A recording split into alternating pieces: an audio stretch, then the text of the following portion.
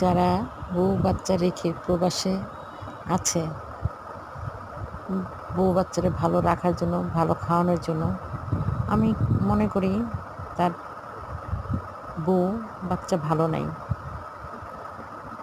তার বাচ্চারা মানুষ হয় না, তার স্ত্রী ভালো থাকতে পারে না।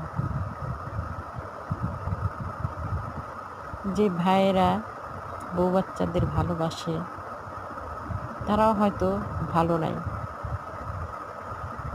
প্রবাস জীবনটা অনেক কষ্টের, যারা যায় তাদেরও কষ্ট, আর যারা তার বউ বাচ্চা রেখে যায় তার বউ বাচ্চাদেরও কষ্ট। শুধু একার কষ্ট না, এখানে স্বামী স্ত্রী সবারই কষ্ট।